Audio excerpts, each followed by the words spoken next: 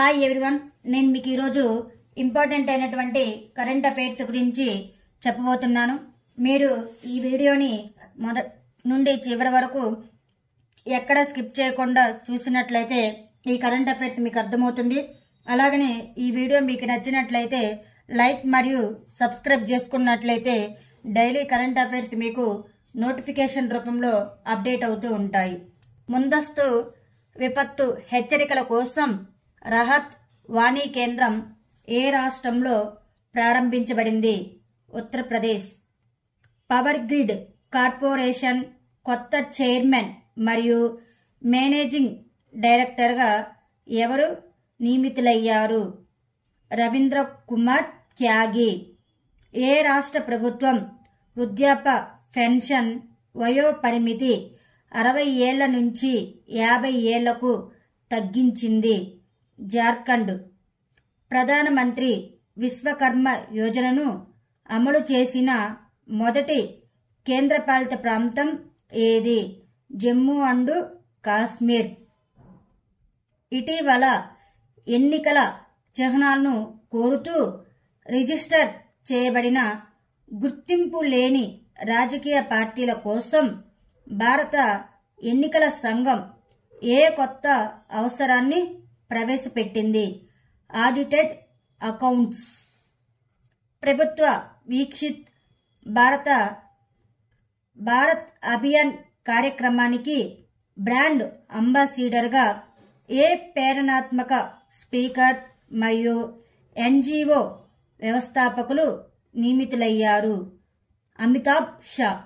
పృథ్వీ విజ్ఞాన్ పథకానికి కేంద్ర ప్రభుత్వం ఎన్ని కోట్లు రూపాయలు కేటాయించింది? 4797 కోట్ల రూపాయలు. ఎన్సిసి రిపబ్లిక్ క్యాంప్ 2024ను ఎవరు ప్రారంభించారు? జగదీప్ ధంకర్. కేంద్ర క్రీడా మంత్రి అనురాగ్ ఠాకూర్ బీచ్ గేమ్స్ను ఎక్కడ ప్రారంభించారు? గేగ్లా బీచ్. కడియాల్ చీరలు ఇటీవల జిఐ ట్యాగ్ని పొందిన ఏ రాష్ట్రానికి చెందినది? పశ్చిమ బెంగాల్ రాష్ట్రానికి. కార్పొరేట్ సామాజిక బాధ్యత కోసం రాష్ట్రీయ ఖేల్ ప్రోత్సాహన్ పురస్కార్ 2023 ఎవరికి ఇవ్వబడుతుంది? Odisha mining corporate limited. ఒడిశాకు చెందిన ఏ క్రికెటర్పై భారత క్రికెట్ కంట్రోల్ బోర్డు 2 ఏళ్ల పాటు నిషేధం విధించింది? సుమిత్ శర్మ. డ్రోనులను ఉపయోగించి భారతదేశపు మొదటి పిఆర్టి మెట్రో కారిడార్ను సర్వే చేయడానికి ఇటీవల ఏ కంపెనీ కాంట్రాక్టును పొందింది? IG drones.